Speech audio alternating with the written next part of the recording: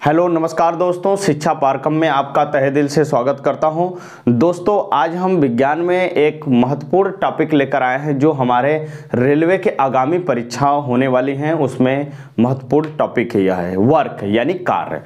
इसके बारे में हम लोग बेसिक भी बात करते हैं कि वर्क होता क्या है और यहाँ से कैसे क्वेश्चन आते हैं उस पर भी विचार करेंगे हम लोग। पहले बेसिक सीखते हैं कि वास्तव में है क्या कार्य, ठीक है, वर्क किसे कहते हैं। ठीक, चलिए आइए देखते हैं। वर्क उसे हम कहते हैं जो कार्य का वह भौतिक, हम कह सकते हैं कार्य वह भौतिक क्रिया है, भौतिक फिजिक्स में है, भौतिक विज्ञान में है कार्य, तो हम उसे कहते हैं कि कार्य वह भौतिक क्रिया है जिसमें किसी वस्तु पर बल लगाकर उसे बल की दिशा में विस्थापित किया जाए, बल लगाकर बल की दिशा में ही विस्थापित किया जाए। जैसे हम किसी वस्तु को इधर से उधर आगे की तरफ ढकेल रहे हैं, तो इसका मतलब क्या हुआ कि बल जो फोर्स लगा रहे हैं उसी दिशा में वह वस्तु का डायरेक्शन भी हो आगे बढ़ने का, तो उसको हम क्या कह रहे हैं कि जिसमें किसी वस्तु पर बल लगाकर उसे बल की दिशा में ही विस्थापित करें, बल की दिशा में ही डिस्प्लेसमेंट करें। डिस्प्लेसमेंट मतलब होता है विस्थापित, यानी विस्थापन करना, यानी विस्थापित कर रहे हैं, तो उसे हम वस्तु का क्या कहेंगे कि उस वस्तु में हम कार्य कर रहे हैं। या हम कह सकते हैं जैसे वस्तु की स्थिति में परिवर्तन किया जाता है तो उसको हम क्या कह सकते हैं, कार्य होता है। कहते हैं कि कार्य, जैसे आमतौर पर कहते हैं कि कोई वस्तु हम एक तरीके का क्या कर रहे हैं, यानी अब हम पढ़ा रहे हैं एक तरीके का, एक भी क्या है कार्य हो रहा है, किसी न किसी रूप में क्या हो रहा है, कार्य हो रहा है। जैसे आप किसी वस्तु को उठाकर दूसरे जगह पर रखते हैं तो वह आप कार्य करते हैं, उसको बोला जाता है कि कार्य। यही बेसिक चीजें हैं, ठीक है। तो उसमें हम और सीखते हैं, जैसे एक फिगर के माध्यम से सीखेंगे कि इस वस्तु पर हम तो बल लगाएं, यानी ये ऑब्जेक्ट रखा हुआ है और यहां पर भी एक ऑब्जेक्ट रखा हुआ है, इसके ऊपर एक फोर्स लगाएं F, तो इसमें s दूरी पर विस्थापन हुआ, इसके s दूरी पर विस्थापन हुआ, यानी F बल लगाएं तो बल के दिशा में ही आगे वस्तु बढ़ी और बढ़कर यही वस्तु यहां पर आ गई, तो हम कितना विस्थापन के, यानी s दूरी विस्थापन के यहां पर, ठीक, s दूरी जब विस्थापन किए तो वह हमारा क्या कहलाएगा, कार्य। यानी अब हम बात करेंगे कि विशेष स्थितियों पर बात करेंगे, सूत्र पर बात करेंगे, ठीक है। तो पहले हम सूत्र यहां देखते हैं कि सूत्र होता कैसे है। जैसे हम लिखेंगे क्या, कार्य, कार्य बराबर होता क्या है, यानी बल गुणित विस्थापन। क्या कहेंगे, बल गुणित विस्थापन, यानी बल लगाकर जब किसी वस्तु को आगे की तरफ विस्थापित किया जाता है या उसके दिशा में ही विस्थापित किया जाता है तो उसको हम बोलते हैं क्या, कार्य। अब कार्य को किसे डिनोट करते हैं, कार्य को W से डिनोट करते हैं, इसलिए W बराबर F को बल को बताते हैं, विस्थापन यानी S को बताते हैं, ठीक है। यह हुआ कार्य।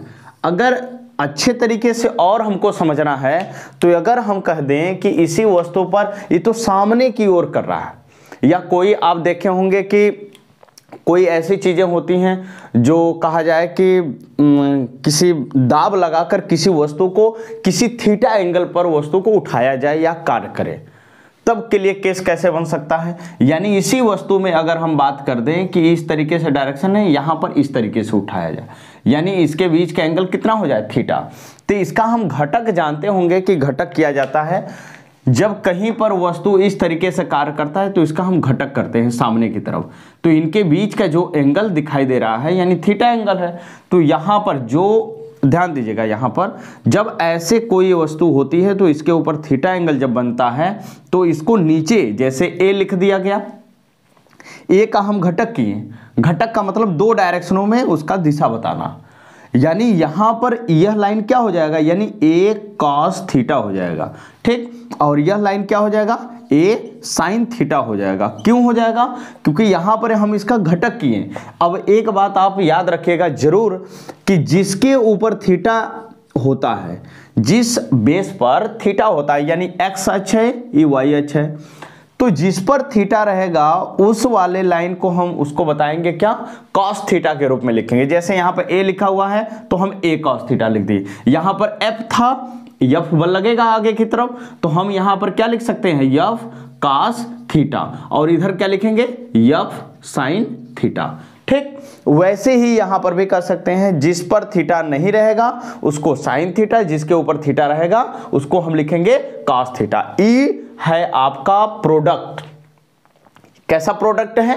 यानी डॉट प्रोडक्ट। आप ई तो पढ़े होंगे, जानते होंगे, जब दो वेक्टर, वेक्टर का मतलब सदिश राशियां, जैसे हम यहां पर कहें बल भी आपका सदिश है और विस्थापन भी सदिश है आपका, तो जब दो वेक्टरों का डॉट प्रोडक्ट, अब इसको हम लिखेंगे डॉट प्रोडक्ट में बताएंगे, ठीक है। तो आइए यहां पर देखेंगे कि डॉट प्रोडक्ट क्या होता है वास्तव में।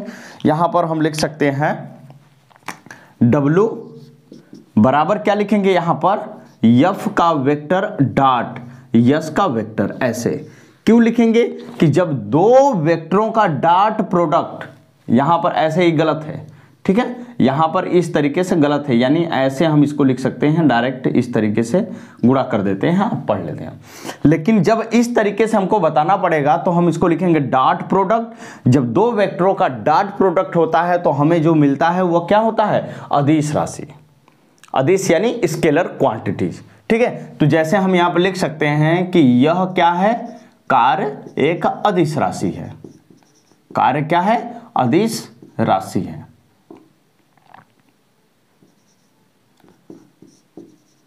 ठीक, स्केलर क्वांटिटी क्यों कहें, क्योंकि दो वेक्टरों का डॉट प्रोडक्ट क्या होता है मेरा, अदिश राशि, स्केलर क्वांटिटी। यानी W बराबर F का वेक्टर डॉट यस का वेक्टर। अगर इसी को, अगर हम डॉट या वेक्टर को हटा दें तो यहां पर हम इसको क्या लिख सकते हैं, W इक्वल क्या लिखेंगे, F into yes cos theta. क्या लिखेंगे, W equal F into yes cos theta, यानी कितने एंगल पर है उसको हम काम करेंगे। तो यहां पर हम सूत्र पढ़ पाए और उसके हम बता पाए कि कौन सा वेक्टर है, ठीक है, वेक्टर स्केलर है या वेक्टर है, ठीक है। इसमें हम कंफ्यूजन नहीं होंगे, क्योंकि जब वेक्टर उसे कहते हैं जिनमें दिशा और परिमाण दोनों हो, उसे हम क्या कहेंगे, वेक्टर कहेंगे, जिसको हम तीर से प्रदर्शित करते हैं, ठीक। तीर में नोक हमेशा क्या बताता है, दिशा, और तीर की लंबाई क्या बताती है, उसकी परिमाण। इसीलिए दिशा और परिमाण दोनों जिसमें सम्मिलित होते हैं, मौजूद होते हैं, उनको हम क्या कहते हैं, वेक्टर। जिनके पास केवल परिमाण होता है, दिशा नहीं होती है, उनको कहते हैं क्या हम, अदिश राशि यानी स्केलर क्वांटिटीज, ठीक। वही चीज, तो कार्य हमारा कौन सी राशि है, अदिश राशि यानी स्केलर क्वांटिटी। सूत्र तो हो गया यहां पर। सूत्र हम कैसे प्राप्त किए, जब किसी वस्तु को बल लगाकर बल की दिशा में ही वस्तु को विस्थापित करते हैं तो वहां पर हमारा क्या होता है, वहां पर कार्य होता है। कार्य को किसे डिनोट करते हैं, W से प्रदर्शित करते हैं, कार्य बराबर बल गुणित विस्थापन, ऐसे नॉर्मल बता देंगे। जब किसी वस्तु को थीटा एंगल से ऊपर या नीचे या किसी तरीके से हम अगर बल लगाकर काम करते हैं तब वहां पर कार्य निकालने का सूत्र हो जाएगा W बराबर F यस कॉस थीटा, ठीक। इस पर सवाल बनते हैं। अब आगे हम बात करते हैं इसकी विशेष स्थितियों पर बात करेंगे। विशेष स्थितियां, जैसे विशेष स्थितियां आप नोट करते रहिएगा क्योंकि हम इसको रब करते रहेंगे, ठीक है। अब हम बात करेंगे विशेष स्थितियां में। पहला पॉइंट क्या है, यदि अगर हम कह दें, यदि थीटा आपका क्या हो, 0 डिग्री हो तो, 0 डिग्री हो तो अब क्या करेंगे हम, जब थीटा 0 डिग्री, थीटा 0 डिग्री कब बनेगा, जब किसी वस्तु, यहां पर केस वही है कि जब किसी वस्तु है यहां पर रखा हुआ है, बल लगाए, बल की दिशा में ही वस्तु को विस्थापित कर दे, यानी विस्थापन का भी डायरेक्शन उधर और बल का भी डायरेक्शन उधर ही होगा। यानी जब एक ही दिशा में किसी वस्तु को बल लगा रहे हैं, बल के दिशा में ही वस्तु विस्थापित हो रही है, तो वहां पर हम कहेंगे कि विस्थापन का भी डायरेक्शन क्या होगा और बल का भी डायरेक्शन क्या होगा, एक ही होगा। जब दोनों चीजों का एक ही डायरेक्शन होगा, जब दो चीजों का डायरेक्शन एक होगा तो इनके बीच का एंगल कितना बनता है, 0। क्यों, दो पैरेलल लाइनों के बीच का एंगल कितना बनता है, 0 डिग्री बनता है। जब 0 डिग्री बनेगा तो हम कह सकते हैं कि यदि थीटा 0 हो तो इनका कार्य कितना होगा, तो हम निकाल सकते हैं। जैसे फार्मूला रखेंगे यहां पर, W बराबर क्या लिखेंगे, F इंटू यस कास कितना रखेंगे, कास 0 डिग्री। तो आपको पता होना चाहिए कास 0 डिग्री का मान कितना होता है, 1। कितना होता है, कास 0 डिग्री का मान 1 होता है। तो यहां पर से कार्य हमारा क्या आ जाएगा, F इंटू यस, यानी F इंटू यस कार्य आया कैसे, यानी मैक्सिमम कार्य हुए, यानी अधिकतम। कैसे कार्य हुए, अधिकतम कार्य हुए। आपसे क्वेश्चन अब पूछा जाता है कि किस एंगल पर किसी वस्तु को कार्य करे कि सबसे मैक्सिमम कार्य हो। तो मैक्सिमम कार्य कब होगा, जब बल और विस्थापन एक ही डायरेक्शन में काम करते हो, यानी थीटा हमारा जब 0 होता है तो कार्य अधिकतम होता है। यह होता कहां पर है, जैसे कोई सोया है, सोकर व्यक्ति बहुत अच्छे से काम करता है। कैसे काम करता है, सोया जब व्यक्ति है तो एकदम बेस्ट, एकदम महत्वपूर्ण एकदम बात कहा जाए तो एकदम सबसे ज्यादा अगर कार्य करता है तो जब व्यक्ति सोया है तब, ठीक, क्योंकि सोया है उसके डायरेक्शन में ही विस्थापन हो रहा है, विस्थापन नहीं हो रहा है जब सोया है, तो उस समय उसका कार्य क्या होता है, सबसे ज्यादा कार्य सोने पर सबसे ज्यादा कार्य होता है। क्यों होता है, क्योंकि F इंटू यस, यफ का कुछ मान होगा, विस्थापन का कुछ मान होगा, तो इसका डायरेक्ट इंटू किया जाएगा तो मैक्सिमम आएगा, यानी अधिकतम कार्य कितने पर, 0 डिग्री पर। ठीक, दूसरा अगर हम बात करेंगे दूसरे केस की, तो दूसरा केस क्या है मेरा, यदि थीटा क्या हो, यदि थीटा आपका 90 डिग्री हो, 90 डिग्री हो तो ई क्या होगा फार्मूला, यहां पर हम लगाएंगे फार्मूला क्या, W बराबर F इंटू यस कास 90 डिग्री। ठीक, तो यहां पर क्या हो जाएगा, आपको यह पता होना चाहिए कि कास 90 का मान कितना होता है, कास 90 का मान 0 होता है। यह होता कैसे है केस, यानी जब कोई वस्तु इस तरीके से रखी हो, यानी ऐसे, इनके बीच का एंगल कितना बनेगा, 90 डिग्री, यानी बल ऊपर की ओर लग रहा है, वस्तु विस्थापन आगे की तरफ हो रही है। ठीक, यफ का डायरेक्शन इधर और यस का डायरेक्शन इधर होता है, तब वहां के लिए केस बनेगा कास 90 डिग्री, और कास 90 डिग्री का मान कितना होता है, 0। तो यह टोटल जब 0 रखेंगे तो यह कार्य कितना हो जाएगा, यानी 0। यानी आपसे पूछा जाएगा कि कार्य 0 कब कब होता है, कार्य 0 कब हो सकता है।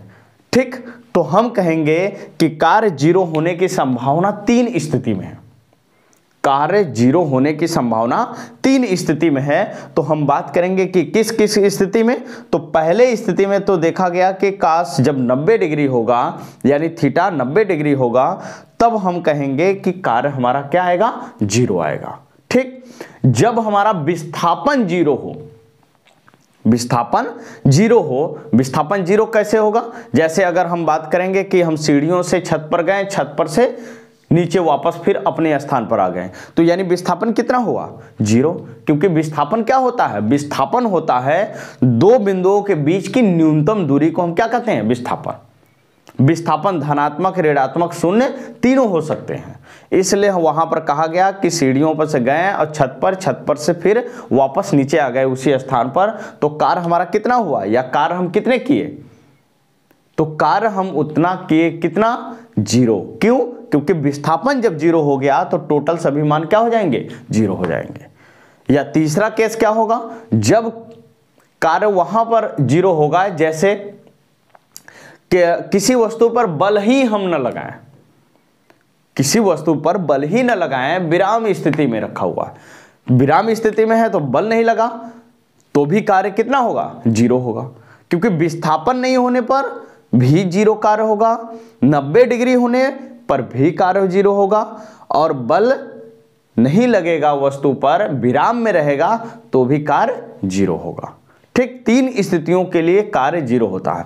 अब हम तीसरी स्थिति को पढ़ते हैं कि तीसरी स्थिति क्या होती है। ठीक है, अब आगे देखते हैं।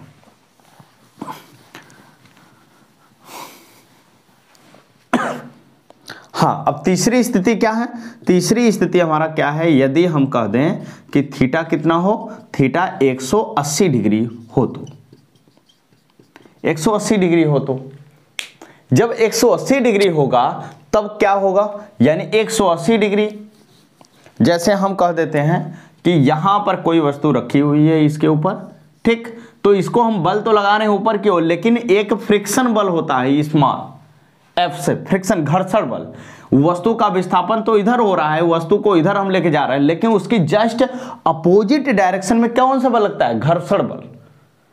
कौन सा बल लगता है, घर्षण बल लगता है। तो घर्षण बल और विस्थापन के बीच का एंगल कितना हो जाएगा, 180 डिग्री हो जाएगा। तब के लिए हम कहेंगे, तब हम कार्य देखेंगे कितना मेरा होगा, तो कार्य आएगा क्या, W बराबर F इंटू यस कास 180 डिग्री। cos 180 degree. तो cos 180 का मान कितना होता है? cos 180 का मान होता है -1 होता है। कितना होता है? -1 होता है। तो यहाँ पर हम जान जाएंगे कि -1 जब 180 डिग्री का मान कितना होता है? -1, तो यहाँ पर कार्य हमारा कितना आएगा? -f × s, यानी वर्क किस में आ गया? ऋणात्मक में आ गया। यानी ऋणात्मक में जब कार्य आ गया तो हम इसको कहेंगे कार्य हमारा किस में? ऋणात्मक में हुआ। ठीक, तो 3 स्थितियां बनती हैं। पहले थीटा 0 डिग्री रखा जाएगा तो कार्य हमारा अधिकतम आता है। मैक्सिमम कार्य कब होता है? मैक्सिमम कार्य हमारा जब 0 डिग्री जब होता है बल और विस्थापन के बीच। याद रखिएगा हमेशा एंगल किसके बीच होना चाहिए? विस्थापन और बल के बीच। विस्थापन जब यहाँ बल और विस्थापन के बीच जब एंगल जितना भी होगा उसके हिसाब से कार्य होगा। यानी जब पहले की स्थिति में क्या था? थीटा 0 था तो कार्य हमारा उस समय क्या हो रहा था? मैक्सिमम। दूसरी स्थिति में थीटा कहां पर था? यानी विस्थापन और बल के बीच में कितना एंगल? 90 डिग्री बना रहा था। तब हमारा कार्य कितना? 0, शून्य। जैसे कोई नॉर्मल व्यक्ति खड़े होकर, जैसे हम ही खड़े होकर पढ़ा रहे हैं दिन भर, या पढ़ा रहा है, या दिन भर कोई व्यक्ति क्या है? बोझा ढो रहा है, तो उससे कहा जाए कि कार्य कितना करता है? तो वह कार्य नेचुरल तरीके से, साइंस के तरीके से कहा जाए तो वह कार्य कितना करता है? 0। क्यों करता है 0? क्योंकि वहां पर वह खड़े होके वस्तु को ढोता है, या हम खड़े होकर कोई काम करते हैं तब वहां पर क्या हो जाएगा? यानी 90 डिग्री जब बनता है तब वहां पर हम कहेंगे कार्य क्या होगा? 0 होता है।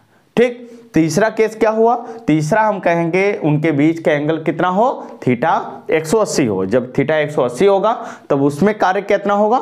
यानी कार्य हमारा ऋणात्मक में आता है। तीनों विशेष स्थितियां पूछी जाती हैं। ठीक, आगे हम पढ़ेंगे। सूत्र तो पढ़ लिए, विशेष स्थितियां पढ़ लिया, अब मात्रक पढ़ेंगे। ठीक है, आगे देखिए अब।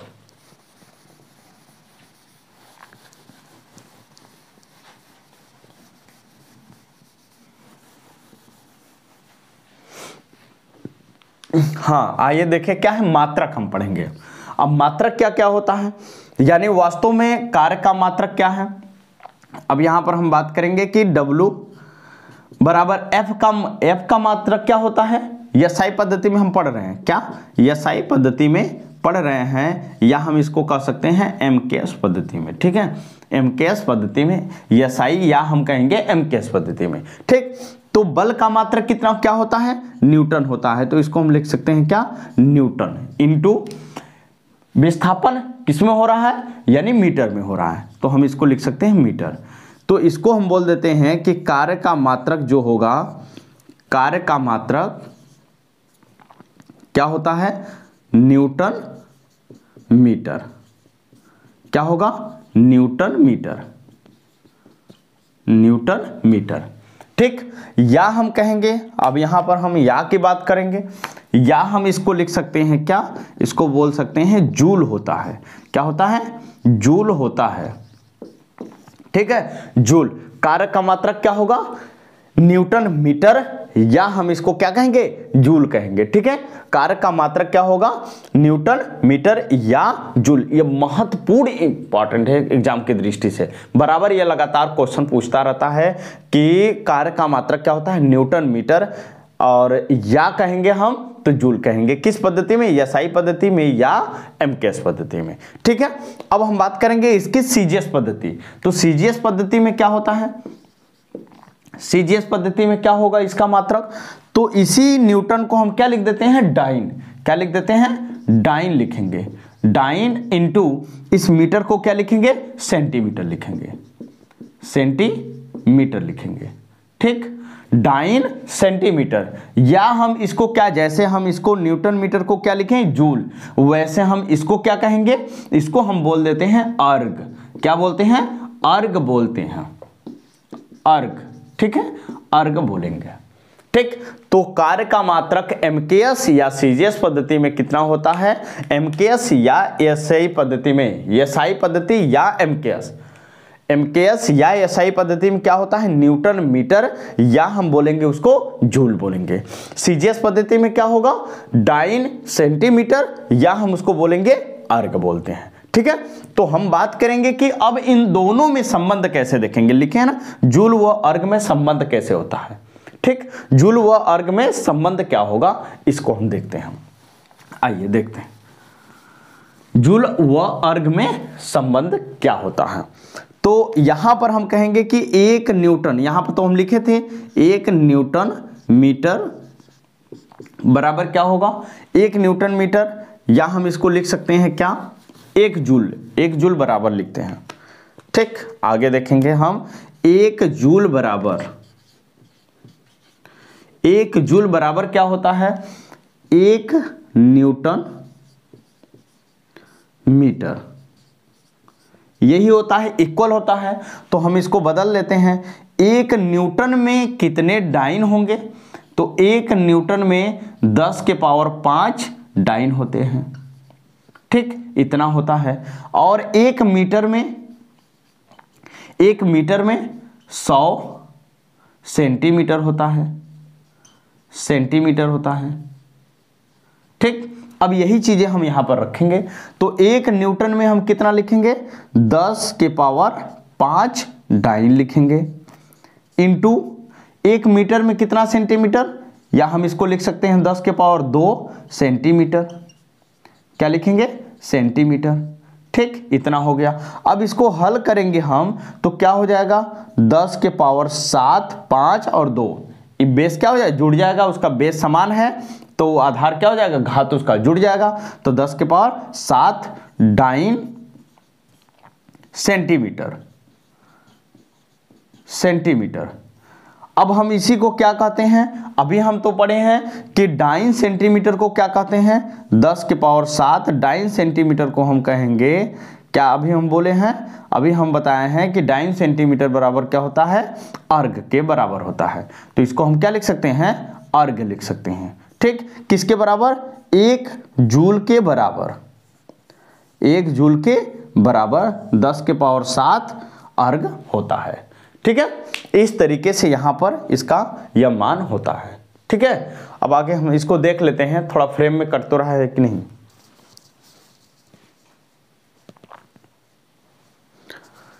ठीक है, तो हम पढ़ें क्या, 1 जूल बराबर 10 के पावर 7 अर्ग होता है। ठीक, यहां पर हम बात करते हैं किए थे कि जूल व अर्ग में संबंध, तो इतना है।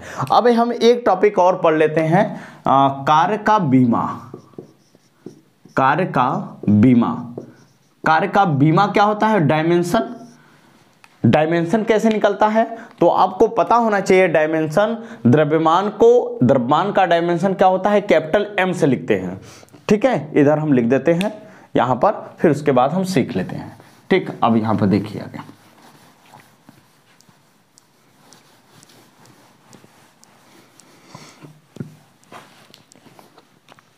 यहां पर हम क्या कहते हैं, द्रव्यमान का बीमा क्या लिखेंगे, संकेत द्रव्यमान का हम इसको कैपिटल M से दिखाते हैं। ठीक, उसके बाद इस तरीके से लघु कोष्टक में दिखा देते हैं।